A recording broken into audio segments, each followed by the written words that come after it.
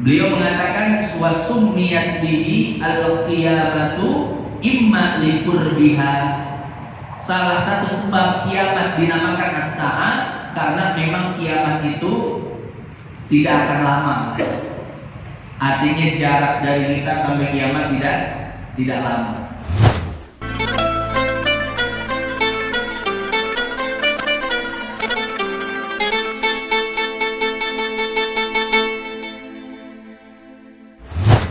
Hadirin jamaah yang dimuliakan Allah, pada kesempatan kali ini kita akan membahas tentang nama-nama hari kiamat.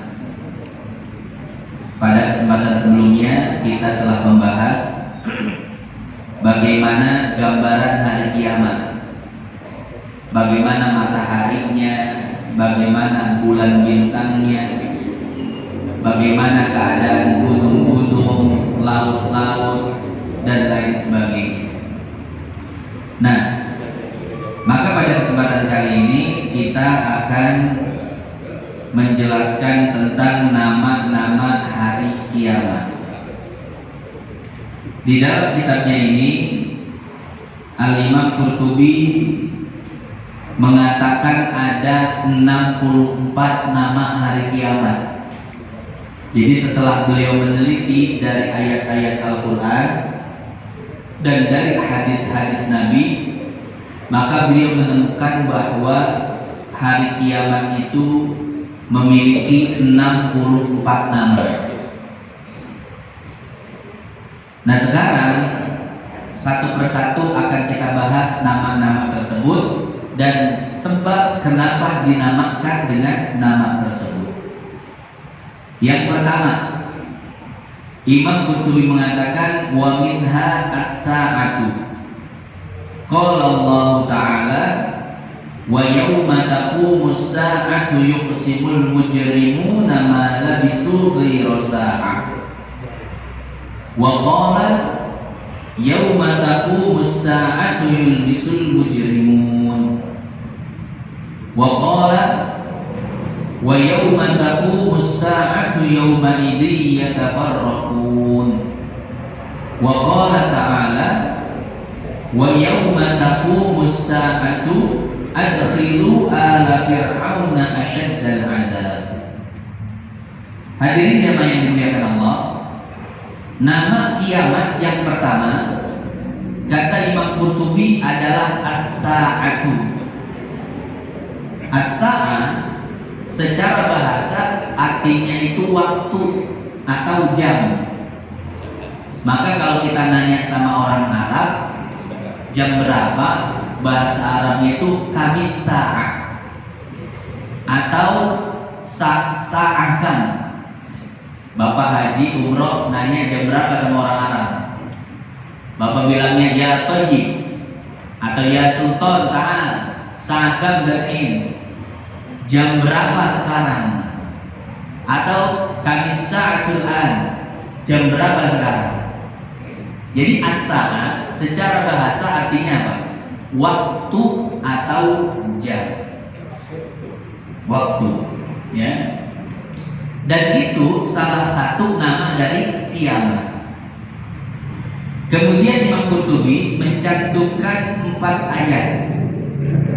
Pertama surat Ar-Rum ayat 55, yang kedua Ar-Rum ayat 12, ketiga Ar-Rum ayat 14, dan yang keempat adalah surat Ghafir ayat 46. Pertama surat Ar-Rum ayat 55, Allah Subhanahu wa taala berfirman, "Wa yauma taqumus sa'ah," dan hari terjadinya as-sa'ah, kiamat. Yuqsimul mujrimun, orang-orang yang berdosa bersumpah, ma labithu ghaira sa'atin, tidaklah mereka tinggal di alam kubur melainkan hanya sesaat saja. Jadi di dalam ayat ini Allah menamakan kiamat dengan as-sa'ah. Wa yauma taqumus sa'ah, dan hari terjadinya kiamat. Ini kiamat kira-kira kapan terjadinya? Yang penting kita nggak ngalamin dah. Mau besok, mau besoknya lagi nggak apa-apa. Yang penting kita nggak ngalamin, Pak. Dan insya Allah orang Islam itu nggak bakal ngalamin kiamat. Di dalam hadis Bukhari, di dalam hadis Muslim disebutkan, la taqumus sa'atu hatta la yuqala fil ardi Allah Allah. Tidak akan terjadi hari kiamat selama di dunia masih ada yang mengatakan Allah Allah. Artinya apa? Artinya selama di muka bumi ini ada yang beriman kepada Allah, selama itu pula tidak akan terjadi hari kiamat. Nah, mudah-mudahan keimanan kita ini terus bertahan sampai kita mati, Pak. Amin. Nah, itu yang pertama.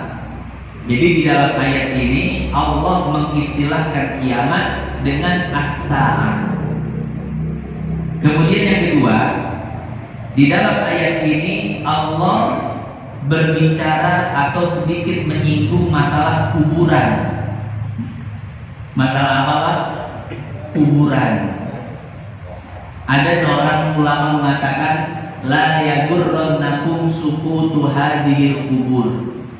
Jangan kalian tertipu dengan diamnya kuburan ini. Kita kalau lewat kuburan, Pak, berisik apa sepi? Sepi kan ya? Padahal di sana banyak orang ya, banyak orang yang dikubur. Kata para ulama, jangan kalian tertipu dengan diamnya kuburan ini. Fama aktsarul maghmumina fiha. Kalau kalian tahu, sungguh di dalamnya itu banyak orang yang sedang gelisah, menangis, bahkan berteriak-teriak. Secara zahir kuburan itu apa? Sepi. Tidak ada suara sedikit pun, betul nggak? Makanya orang-orang banyak yang pacaran di kuburan. Kenapa? Karena di kuburan orangnya pendiam semua. Kalau pacaran di tempat umum takut ada yang laporin ya. Kalau di kuburan aman lah, orang-orang itu diam semua. Ya. Nah cuman kata ulama ini, jangan kalian tertipu dengan diamnya kuburan. Kita lihat kok di kuburan itu sepi, sunyi, kok enak. Apalagi kuburan Al-Azhar ya. Itu kalau mau dikubur di sana berapa miliar itu? Miliaran ya? Itu kuburan yang di Karawang yang miliaran apa namanya? Hah? Iya. Itu kuburan, Pak, enak banget. Bapak datang ke sana betah, Pak. Ya, Masya Allah. Indah seperti perkebunan, sepanjang mata memandang hijau raya, Masya Allah. Jangan kalian tertipu dengan sunyinya kuburan, dengan diamnya kuburan, karena kalau kalian tahu berapa banyak di dalamnya itu orang yang sedang resah, gelisah, menangis, bahkan berteriak-teriak, Masya Allah. Ya. Kemudian yang kedua, wala yagurrannakum istiwa'u hadhil kubur. Dan jangan kalian tertipu dengan ratanya kuburan ini. Fama asyadda tafawutihim fiha. Kalau kalian tahu, sungguh di dalamnya itu orang bermacam-macam keadaan. Ada yang tadi gelisah, ada yang nangis, ada yang teriak-teriak karena diadab oleh malaikat. Masya Allah. Memang betul sih kalau kita lihat kuburan, Pak, semuanya sama ya. Sama, cuman gundukan tanah doang. Ada yang di keramik tuh. Ini hati-hati, Pak, kalau kuburan umum jangan sampai di keramik ya, haram hukumnya. Jangan di keramik. Kalau kuburan pribadi terserah, Pak. Mau di keramik, mau bikin kolom-kolom ikan, mau bikin gazebo di situ biar enak, biar untuk ziarah, tidak jadi masalah. Tapi hati-hati di pemakaman umum. Jangan dipatenkan itu kuburan, karena itu tanah milik umum, Pak. Ya. Nah, kata ulama ini, jangan kalian tertipu dengan ratanya kuburan. Kenapa? Karena kalau kalian tahu Di dalamnya itu orang dengan berbagai macam keadaan. Masya Allah. Maka ulama ini berpesan, fayad bagi lil akil, maka bagi orang yang punya akal, an yuksira min dzikril mauti qabla an yadkhula. Bagi orang yang berakal hendaknya memperbanyak untuk mengingat mati sebelum dia masuk kuburan. Maka kata Nabi, orang yang cerdas itu orang yang banyak ingat mati. Kenapa? Karena orang yang banyak mengingat kematian, pasti dia akan mempersiapkan bekal untuk mati. Betul nggak? Orang kalau banyak ingat mati, dia punya ilmu, maka dia akan menjadikan ilmunya untuk bekal di akhirat. Kalau dia punya harta, dia akan menjadikan hartanya bekal di akhirat. Disedekahkan, diwakafkan, dibantu fakir miskin, anak-anak yatim dan lain sebagainya. Itu jadi bekal di akhirat. Ya.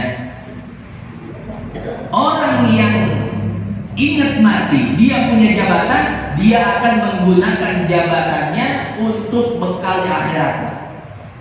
Dia amanah dengan jabatannya, amar ma'ruf nahi munkar, itu jadi bekal di akhirat.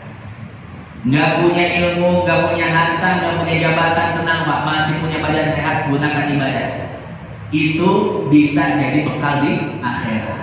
Ya. Nah jadi seperti itu. Kata Nabi, orang yang cerdas itu bukan yang profesor, doktor, punya penelitian-penelitian ilmiah, punya penemuan-penemuan, bukan. Orang yang cerdas adalah orang yang memikirkan nasibnya setelah mati, sehingga dia mempersiapkan diri ketika di dunia. Ya. Nah jadi seperti itu. Kemudian Imam Qurtubi mengatakan wa huwa fil Qur'ani katsir. Ternyata kata as-sa'ah di dalam Al-Qur'an itu banyak, bukan cuma di 4 ayat tadi.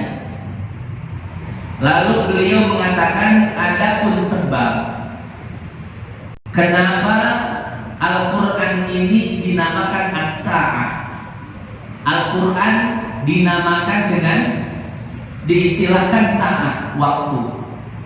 Beliau mengatakan summiyat bihi al-qiyamatu imma liqurbiha. Salah satu sebab kiamat dinamakan as-sa'ah karena memang kiamat itu tidak akan lama. Artinya jarak dari kita sampai kiamat tidak lama. Nabi pernah ditanya, ya Rasulullah mata sa'ah, wahai Rasul, kapan terjadinya hari kiamat?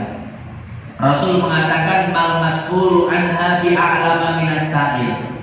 Tidaklah yang ditanya itu lebih tahu daripada yang bertanya. Artinya apa? Artinya baik yang nanya ataupun yang ditanya, baik Jibril ataupun Rasulullah, sama-sama tidak tahu kapan hari kiamat terjadi. Kenapa? Karena tidak ada yang tahu kapan terjadinya hari kiamat kecuali Allah. Kemudian ketika Rasul menjawab dengan pertanyaan, dengan jawaban seperti itu, maka Jibril bertanya lagi, ya Rasulullah, fa'akhbirni an amaratiha. Kalau engkau tidak tahu, ya sudah, beritahu kepadaku apa ciri-ciri atau tanda-tanda dekatnya hari kiamat. Maka kata Nabi, antaridal amatu rabbata wa antaral hufatal uratal alata ri'a asya'i yatatawaluna fil bunyan. Kata Nabi, ada 2 tanda hari kiamat.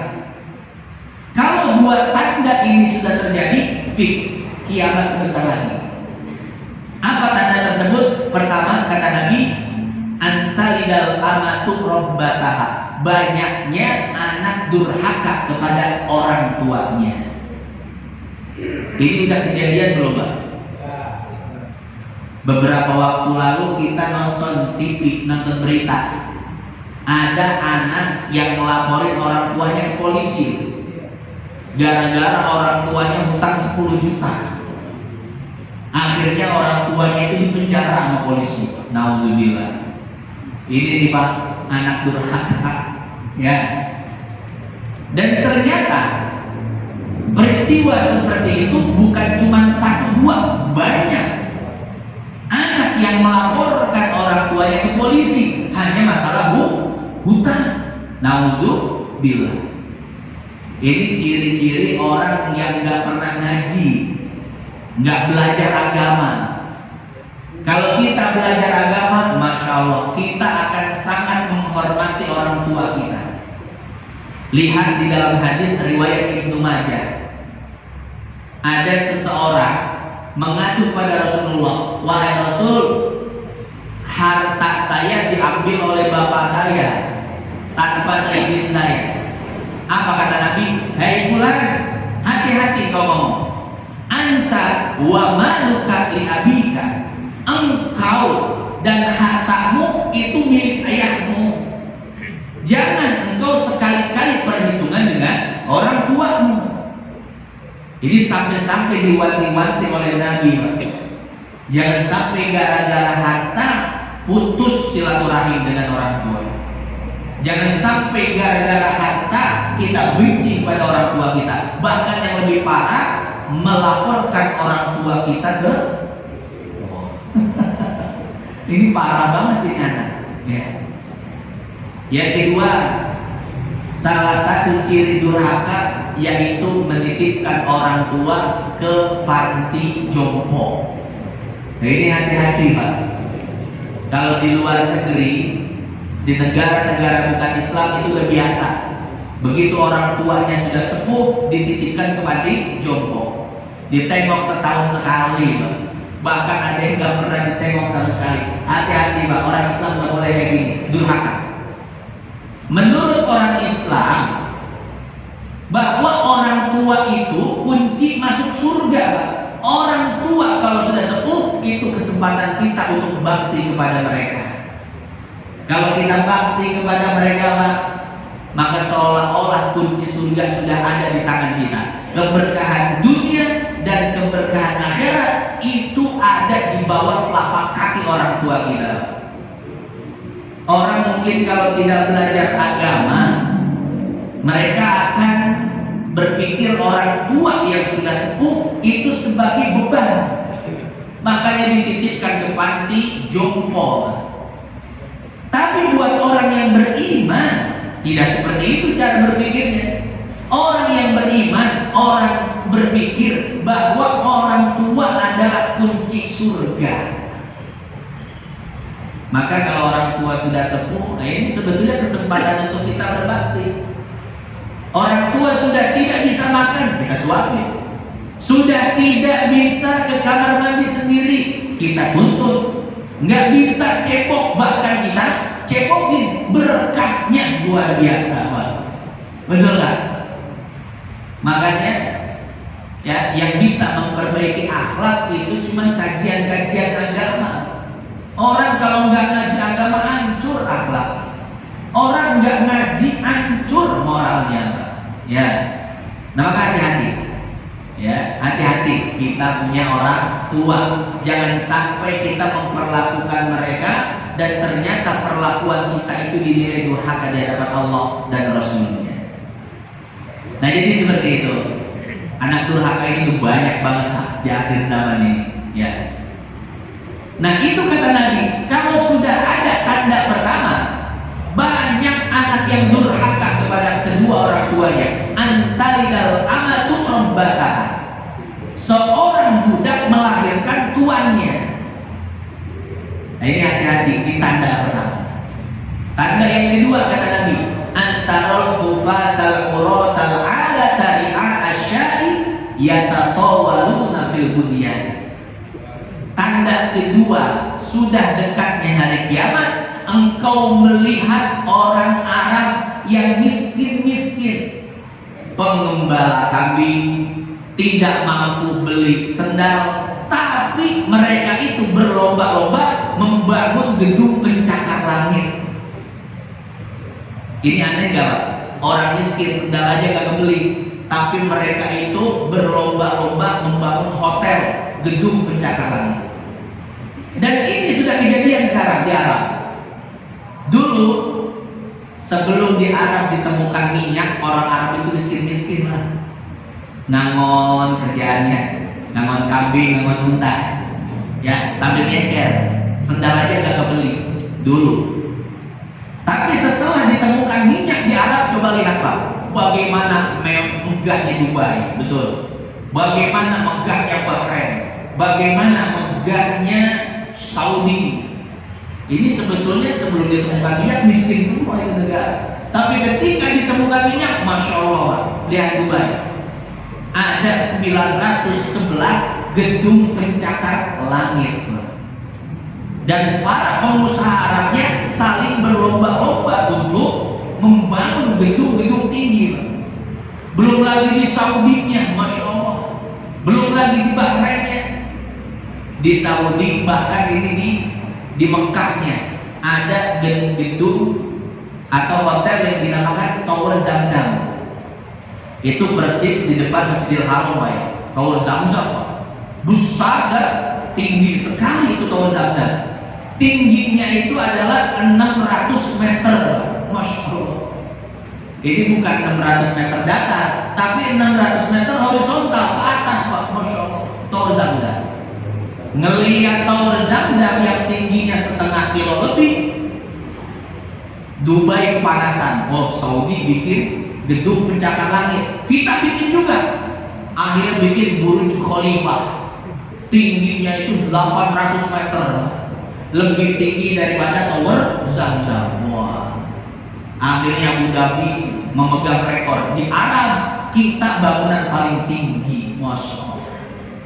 Akhirnya Saudi nggak mau kalah lagi, wah, kita bikin gedung yang lebih tinggi. Sekarang mau dibikin Pak, ya, Jeddah di Jeddah, gedung paling tinggi sedunia, tingginya itu 1 kilo ke atas. Waduh. 1000 meter, Masya Allah. Tadinya mau dibangun 1 kilo 600 meter, 1,5 kilo. Cuman setelah diteliti nggak mungkin, ini bisa ambruk, ya. Akhirnya udah bikin bangunan 1 kilo tinggi, Masya Allah. Nah ini kan sudah terbukti hadis Nabi, Pak. Orang-orang Arab yang dulunya penggembala kambing, sendal saja tidak terbeli, tapi setelah ditemukan minyak, mereka itu berlomba-lomba membangun gedung pencakar langit. Kata Nabi, kata para ulama, ini tanda-tanda kiamat sudah dekat. Masya Allah. Arab padahal punya minyak doang, Pak, tapi kayaknya luar biasa. Masyarakatnya subur-subur dan sejahtera. Mereka kalau mau ngambil pembantu itu dari negara lain, Masya Allah. Indonesia minyak ada, emas ada, uranium ada, batu bara ada, di daratnya hutan-hutan, buah-buahan semua luar biasa, di lautnya ikan-ikanan dan lain sebagainya. Tapi rakyatnya bagaimana? Alhamdulillah, Ustaz, rakyatnya bersyukur. Ya, Masya Allah.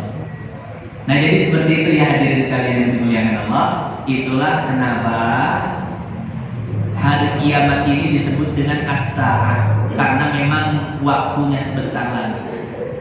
Para ulama mengatakan cuma sebentar lagi aja, tapi tidak ada yang bisa memastikan kapan terjadinya.